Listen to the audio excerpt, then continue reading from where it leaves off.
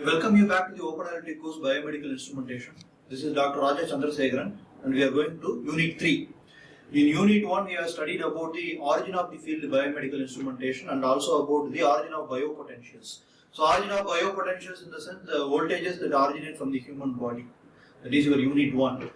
And with respect to Unit 2 we have studied about the transducers and electrodes and all.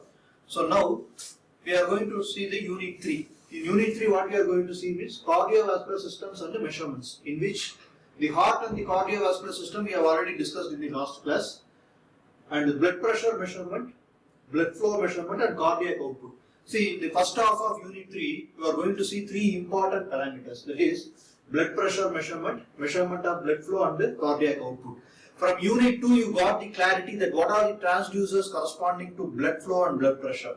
It is in the case of blood pressure, you have to use the transducer, and in the case of blood flow, you have to use the electromagnetic transducers. The transducers which work based on the electromagnetic induction. So these are the different transducers used for the blood pressure measurement and blood flow measurement. That we have the clarity from Unit 2 itself.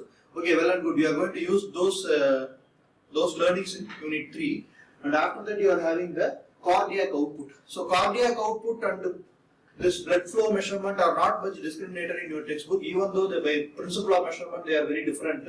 So after studying the blood flow measurement, you are going to study about the cardiac output. What is by cardiac output? How much amount of blood is being pumped by the heart for a given unit of time? Usually for 1 minute.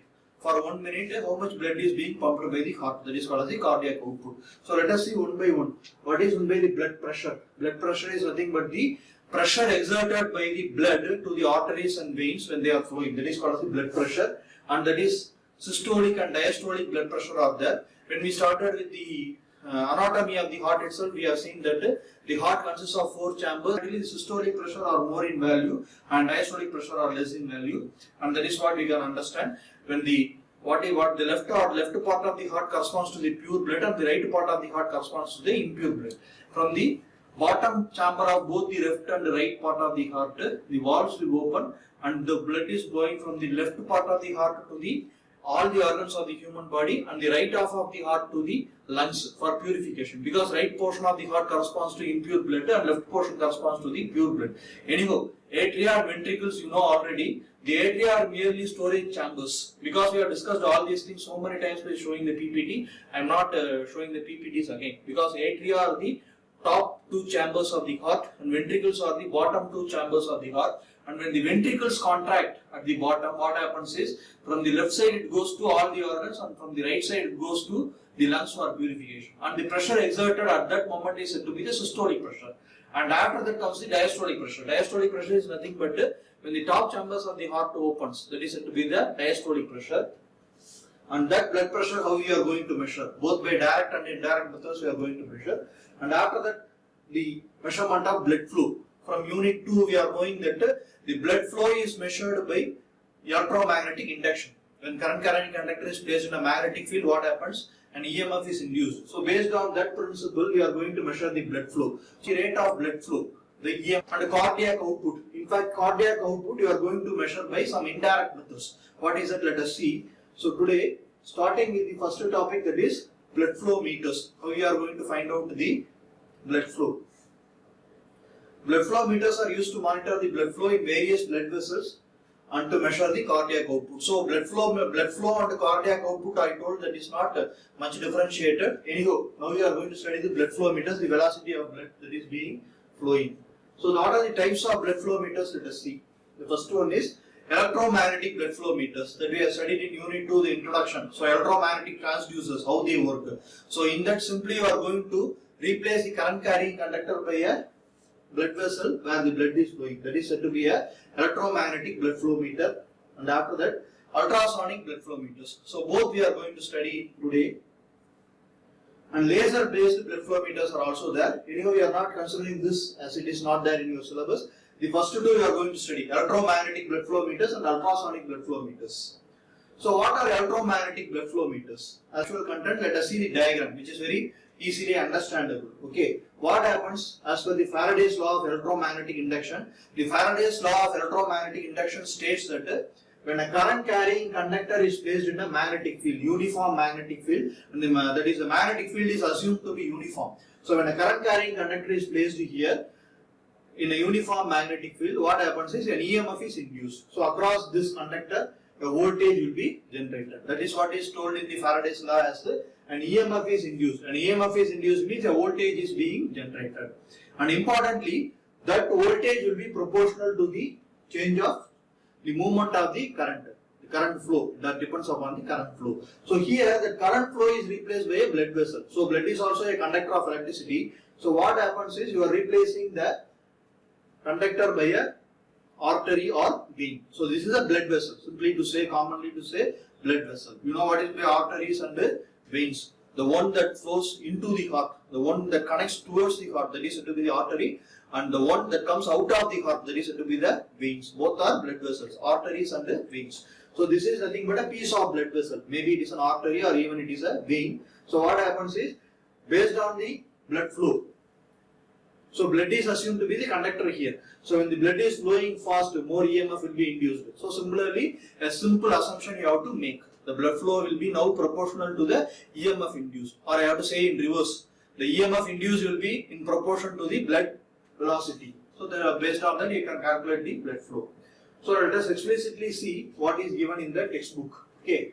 Electromagnetic blood flow meters. The fundamental quantity measured by the blood flow meter is the blood velocity. Okay, what is primarily you are measuring here, that is what is given. Blood velocity you are going to measure here. It operates based on the Faraday's law of electromagnetic induction. That is what I told just now. Blood is a conductor of electricity. So instead of the metal where the conduction is takes place, instead of a conducting wire you can take a blood vessel. Because blood is a conductor of electricity. When a magnetic field is applied to a blood vessel, okay, usually the magnetic field will be applied to a conducting wire. So the vessel causes an electric field to be induced. Okay, so an electric field will be induced because of the blood is flowing. An electric field will be induced. Why? Because the blood is flowing, an electric field will be induced. Because a current should be flowing. When a current is flowing, an EMF will be induced. So a current. That is what. In a direction mutually not more important, but anyway we can understand the philosophy. What is it? In a direction mutually perpendicular to the direction of the applied magnetic field and blood flow. So all the three are mutually in perpendicular direction means like this. Okay. So this is the direction of blood flow and this is the magnetic field induced and this is the EMF. This direction EMF is induced. All are in 3 dimensions you can assume. So the EMF induced will be perpendicular to the both to the direction of blood flow and also the magnetic field induced. So all the 3 are mutually perpendicular to each other. That is also inclusive in the Faraday's law of electromagnetic induction. So let us again revisit what is given in your book. Measurements of blood velocity can be obtained by placing the electromagnetic flow probe along the arteries and the veins. The resulting velocity can be correlated with the blood flow. Okay. So the velocity of flow can be is nothing but the velocity of the blood flow. The magnetic field is assumed to be uniform. Okay, that is also understood and assumed. The magnetic field should be assumed to be uniform. If the magnetic field varies, that also varies the EMF that we don't want. Okay, initially the setting is made that in a uniform magnetic field the EMF is set to 0. Okay, that is what is the preset we have to do. After that we have to change only the blood flow, not the magnetic field. The magnetic field should be kept uniform. That is what is given as one of the points here. The induced field strength E is proportional to the magnitude of the magnetic field and the mean blood velocity V. Okay, EMF induced is proportional to both the magnetic field B. Usually the magnetic field will be called in physics as B by a notation called B. So the EMF induced will be proportional to both B and V. What is B is nothing but the magnetic field intensity and V is nothing but the velocity of blood flow. Out of which what we want now? We don't want V, we don't want B, we want only V. V has to be estimated. That is nothing but the velocity of blood flow.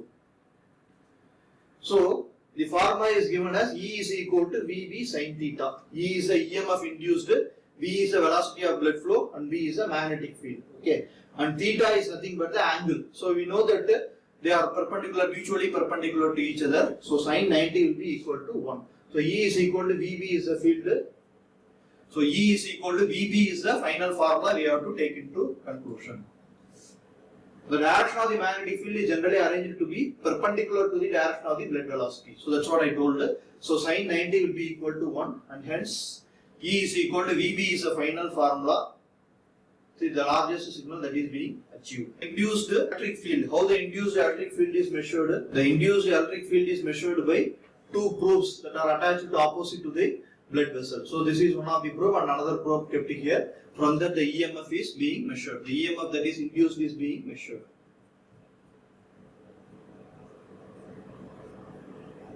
So that is what is about the electromagnetic blood flow meter.